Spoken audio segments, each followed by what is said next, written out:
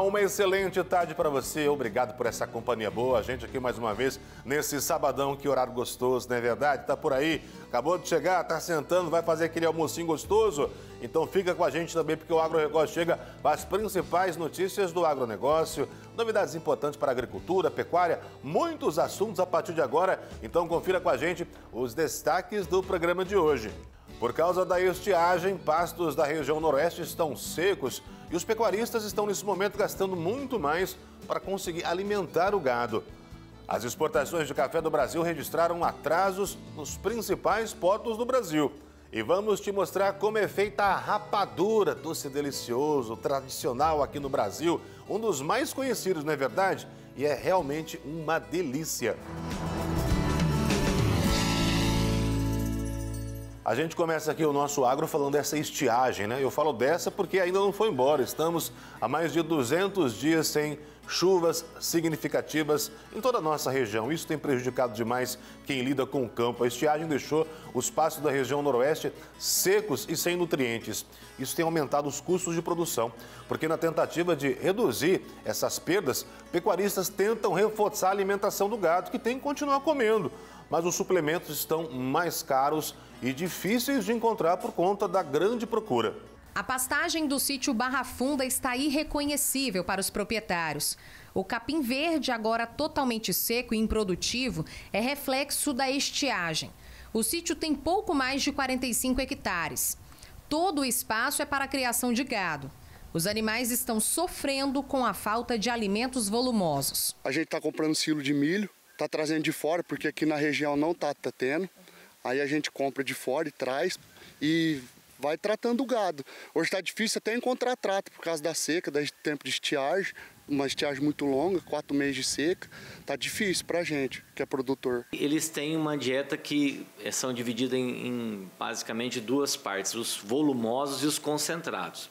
A parte volumosa é a parte de fibras. Então seria a pastagem, seria a parte de feno, e os concentrados, que são os alimentos que são energéticos, que são minerais, né, que são polivitamínicos. Então seria o milho, o sorgo, a silagem, né, que também tem a parte volumosa. A última chuva significativa aqui no Noroeste Paulista foi no dia 14 de abril. Já são 4 meses de sofrimento para o gado. Aqui no sítio, no período chuvoso, o animal se alimenta do capim. Só que agora, na seca extrema, precisa do silo de milho e do suplemento. E além de ser mais difícil de encontrar no mercado, o produtor precisa investir muito mais. Hoje está saindo em cerca de R$400 a tonelada do silo de milho. Aí a gente busca em Guaíra, porque só lá que tem pivô e irriga, que aqui na região ninguém está tendo. E hoje o custo está muito alto do trato, para tratar do gado, suplementação alimentar, tudo. A gente está buscando melhor, só que está difícil. Ao todo, o rebanho nacional possui 234 milhões de cabeças de gado.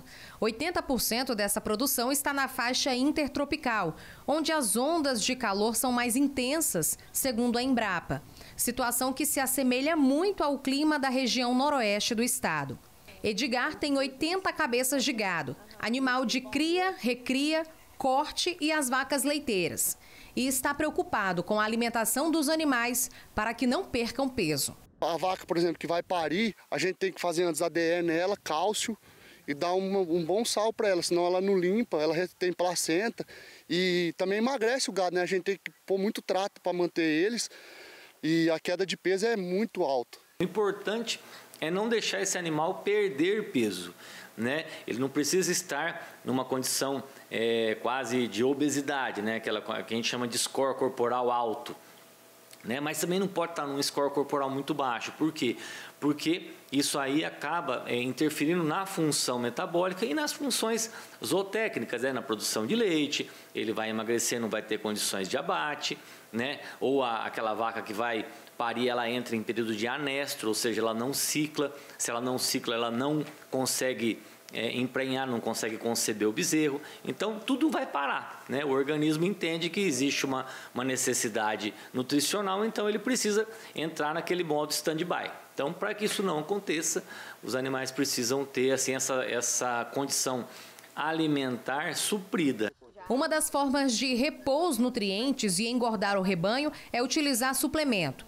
A alimentação à base de cálcio e magnésio é indicada para todas as idades e em todas as fases de criação. O gado de leite, ele precisa de um suplemento com um pouco mais de selênio, um pouco mais de pró e prebióticos. O gado de engorda, por exemplo, ele precisa de uma virginamicina que vai ter uma maior conversão dos alimentos. E o gado de cria e recria, principalmente também, todas as vitaminas, ADE, B12, fósforo, para que possa, né, segurar aí a cria, para que não tenha prejuízo. Uma pesquisa da USP mostrou que um dos efeitos da mudança no clima será a redução da qualidade da pastagem, que se tornará menos proteica, mais fibrosa e com uma digestão mais demorada para o animal. Para minimizar os problemas da seca, o Edgar pretende implantar um sistema de irrigação. A gente vai catar e vai puxar irrigação no NAP, que é o trato delas, na plantação de milho, que todo ano nós planta, para ajudar, né? Que numa época dessa a gente pode plantar. Aí baixa custo para a gente, para produzir o leite, produzir o queijo e dar o melhor para elas também. Nós sabemos que essa época de estiagem seca, principalmente esse ano, vem judiando muito aí dos pecuaristas e a suplementação ela se torna algo necessário e fundamental para que o pecuarista não tenha mais prejuízo do que esteja tendo já, né? Aonde a suplementação ela vem para suprir a necessidade de todas as vitaminas, proteínas e tudo mais que o organismo do animal precisa. A gente aproveita para conferir agora como andam as cotações no mercado da carne. A arroba do boi vale em média R$ 243,60. E o quilo do suíno vivo sai por R$ 8,92. O assunto agora é o café, que a gente gosta tanto, não é verdade? E acontece que as exportações do produto do Brasil registraram atrasos nos principais portos do Brasil no mês de julho. Para você entender aqui comigo, 60% dos navios tiveram alteração de escalas, isso prejudicou demais. Os exportadores seguem enfrentando desafios logísticos e acumulam prejuízos. Acompanhe na reportagem. O levantamento foi feito por uma startup em parceria com o Conselho dos Exportadores de Café do Brasil.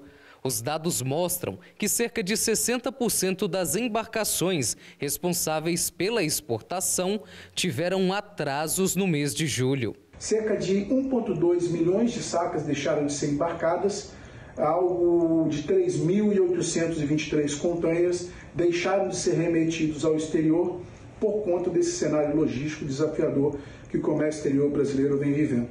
O Porto de Santos, principal escoador dos cafés brasileiros, registrou o maior índice. De 136 embarcações, 105 tiveram atrasos. A situação se repete em outros terminais do país. No Porto de Santos tiveram 77% desses atrasos, 60% no Porto do Rio, 32% em Salvador e 8% em Vitória.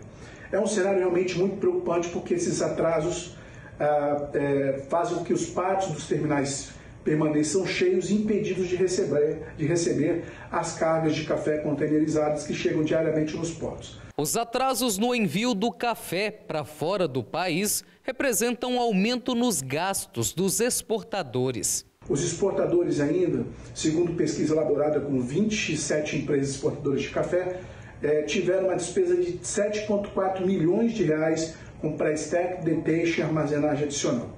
Então é um cenário muito preocupante porque nós sabemos que o segundo semestre é o período onde você tem o maior volume de café exportado, somado a outras cargas que também têm uma expectativa maior de exportação, como açúcar e algodão, e que disputam não somente a carga containerizada, mas também os espaços nos terminais. A pesquisa feita com os responsáveis por 77% das exportações de café do país apontou que somente em julho, mais de 1.200.000 sacas não foram exportadas por conta dos atrasos. Com isso, mais de 1,7 bilhão de reais deixaram de entrar nas transações comerciais do Brasil. O que preocupa muito porque isso impacta, de certa maneira, o fluxo de caixa das empresas, além do repasse aos produtores de café. Observando que o Brasil é o país que mais repassa o preço FOB da exportação para o produtor. Além do café, a previsão é de aumento na exportação de algodão e açúcar no segundo semestre.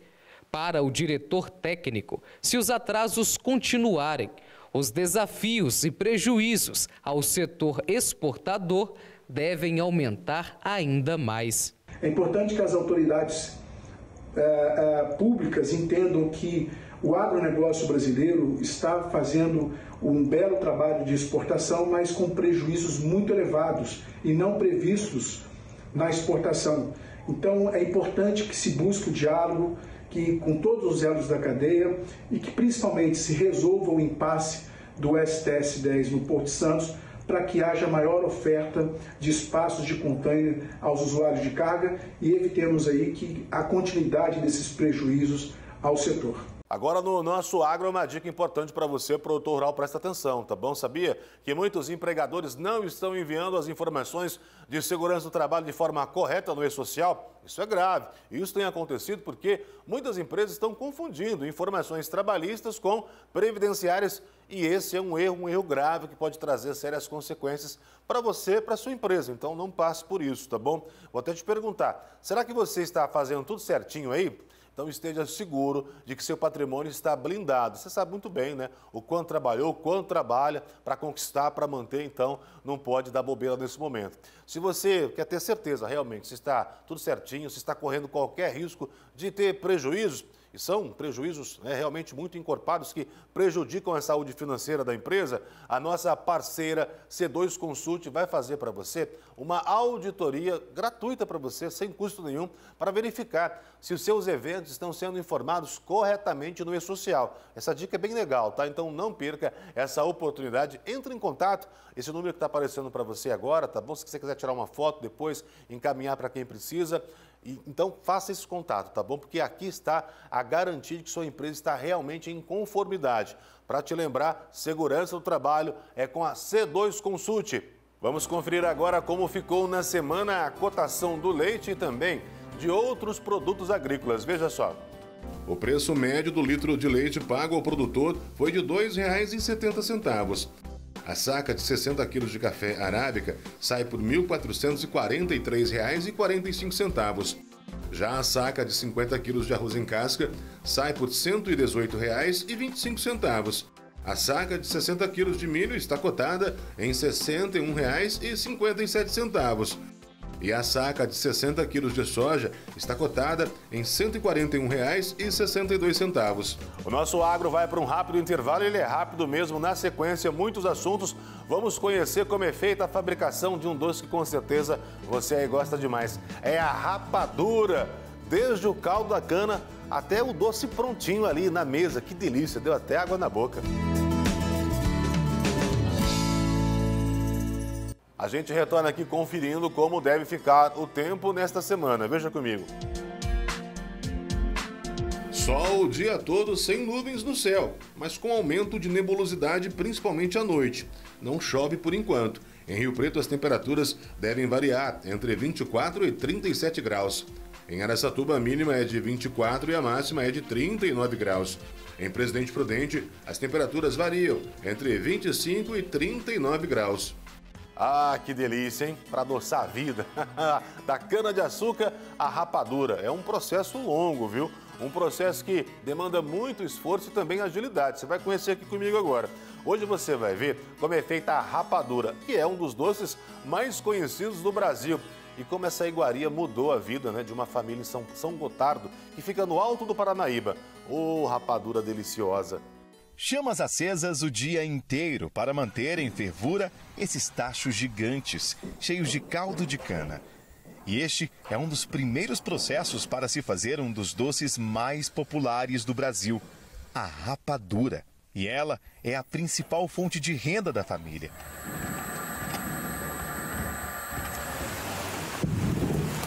Eu já trabalhava 18 anos já na roça fazendo doce. Então, meu pai, a vida toda, já trabalhou com rapadura. Então, eu cresci e fui criada fazendo doce.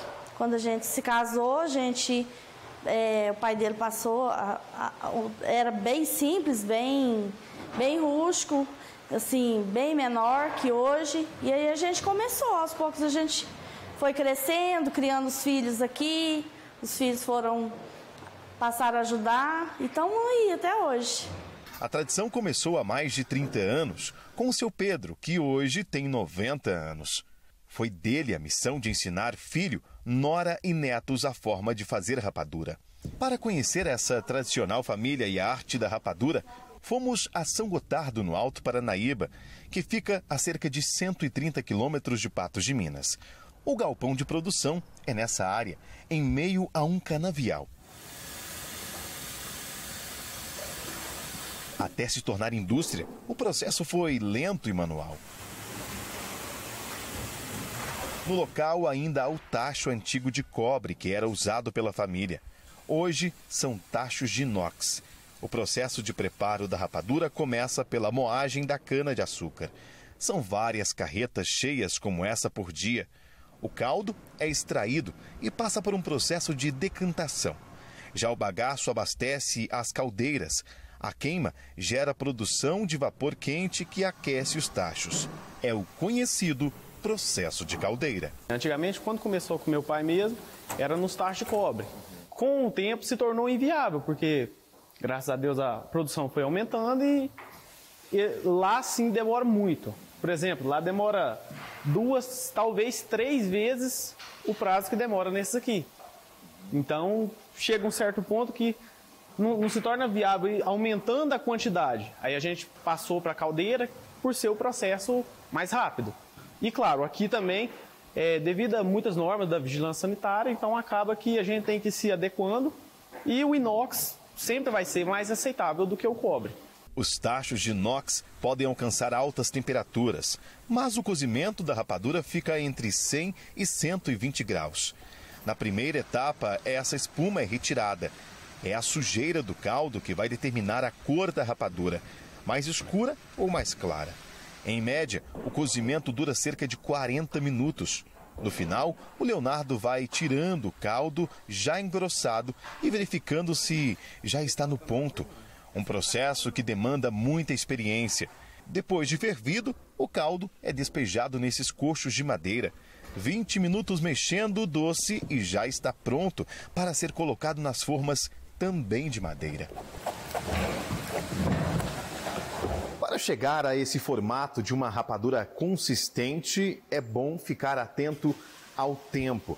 Tudo é muito bem cronometrado, desde o líquido que sai da moagem até quando ele chega nos processos de fervura. Logo depois, ele é mexido por vários minutos, até chegar no ponto da rapadura. É aqui que são adicionados, inclusive, os sabores dessa rapadura. São 18 tipos no total, 3.000 litros de garapa e 1.500 doces produzidos todos os dias. Cada doce tem o seu tempo e a gente não pode ultrapassar esse tempo porque senão o doce não dá ponto. Aí a gente perde ele, perde assim, a gente tem que reformar ele, aí perde todo o processo. Tem que mexer sem parar. Se parar, aí ela começa, a gente fala sapecar, que ela começa a crescer. Aí muda tanto a cor, o ponto, a textura. E a gente tem essa aqui com amendoim inteiro e temos ela com amendoim moído. E também temos o pé de moleque, que vai o amendoim. Temos o pé de moleque em pedaços, então vai mudando a embalagem. O fondant de leite a gente faz também de pedaços. Rapadura com gengibre, com abóbora, mamão e leite, mamão e coco. E fora vários pedidos que os próprios clientes, você consegue fazer rapadura de cidra? Então, se a gente quiser expandir, a gente consegue, mas no momento a gente está fazendo essa só. Segundo a Emater, atualmente há 19 unidades de processamento da cana e um total de 40 produtores de rapadura no estado. Juntos, eles produzem por mês 95.556 unidades ou 2.171 caixas do produto. Minas Gerais é o segundo maior produtor de rapadura do Brasil, com 27% da produção nacional. O primeiro lugar é do Ceará, que produz 67% da rapadura no país. Além da iguaria, essa empresa de São Gotardo também produz o pé de moleque e a paçoquinha e revende outros doces. Para a paçoquinha são centenas de quilos de amendoim, que é torrado nessa máquina. É adicionado sal e açúcar refinado. Ver o doce saindo dessa máquina é como assistir uma orquestra. Um dos filhos é responsável pelo doce. O amendoim que é usado para paçoquinha, ele fica mais torrado do que o da rapadura. A rapadura, ele fica torrando menos tempo, porque ele precisa estar mais claro um pouco. Porque a paçoquinha, ele precisa ficar um pouco mais vermelho, um pouco mais torrado, para controlar a cor da paçoquinha. O filho mais novo fica no processo final de embalagem e preparo das cargas. O doce é vendido para várias partes do Brasil. O meu papel aqui costuma ser mais embalar e colocar nosso rótulo e já mandar para o cliente. A gente distribui em vários lugares. A gente tem em vários estados, Mato Grosso, Goiânia, Goiás. Então tem vários assim, são vários estados que pegam. O pessoal vem, compra da gente aqui e sai distribuindo. Inclusive a gente está trabalhando até com exportação também. Filhos, primos e amigos, todos trabalhando em sincronia, organização e união. O João Batista é o funcionário mais antigo daqui.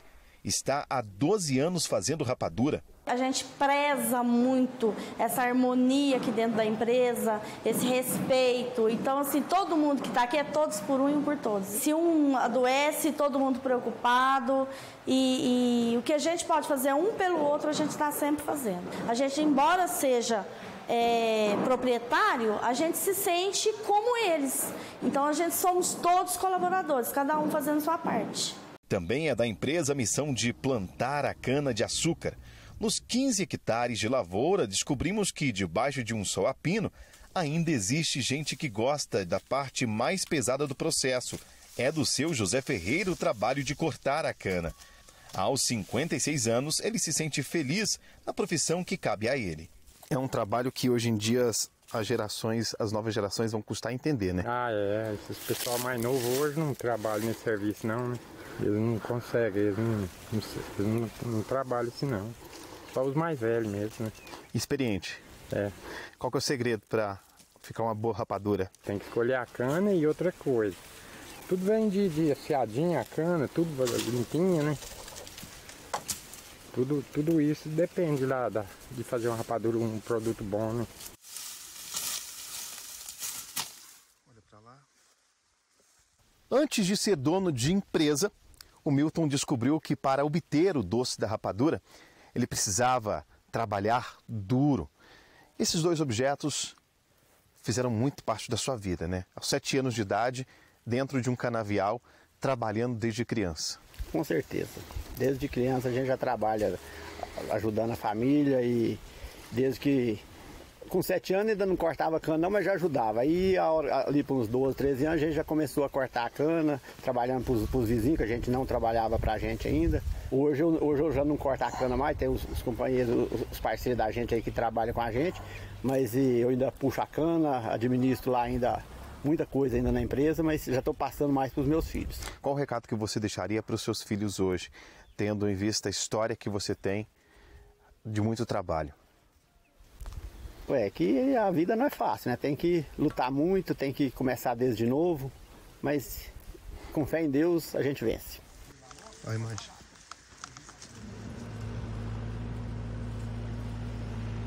Pelo corpo, marcas de um trabalho que também oferece riscos. Para os filhos, um herói e uma grande inspiração. A família pretende levar o legado do seu Pedro e com muito amor. É uma responsabilidade grande. Sim, porque a gente não pode, como que se diz, queimar o filme, né? Tem que continuar com a mesma qualidade e sempre modernizando cada vez mais. É muito bom, porque querendo ou não a gente já tem o costume, se talvez fosse uma pessoa de fora, talvez ficava meio, precisa de conversar algo mais, não, isso aqui não está dando certo, vamos corrigir, aí em família é melhor, né? É bom, desde pequeno a gente trabalha aqui tudo junto, a gente gosta bastante aqui. Os 3 filhos que a gente pretende tomar conta pro resto da vida, se Deus quiser. Que delícia, não é verdade? Deu até vontade de pegar um tasquinho ali, um pedacinho de rapadura para adoçar a boca, adoçar a vida. Muita gente usa rapadura para adoçar café, fazer alguns doces, não é verdade? Tem bolo de rapadura, já provou? Quem sabe num próximo Agro a gente traz essa receita aqui para você. Mas que rapadura é uma delícia, isso com certeza todo mundo sabe. Obrigado por essa companhia boa. O nosso Agro especial do Sabadão fica por aqui. Se de repente você perdeu algum momento, pode entrar lá no nosso site, vai lá, recordtvriopreto.com.br, e você pode mandar sugestões pra gente também, tá bom? Manda que a gente gosta. Anota o nosso zap, tá aparecendo aí pra você. Vou te falar, é o 17 99618 8829. Obrigado por essa companhia boa, um restinho de sábado abençoado. Calma, tem mais programação. Vem aí a Mara Guiotto com o Record Entrevista, tá bom? E que seja um fim de semana abençoadíssimo para todos nós. Mara, é com você, minha amiga.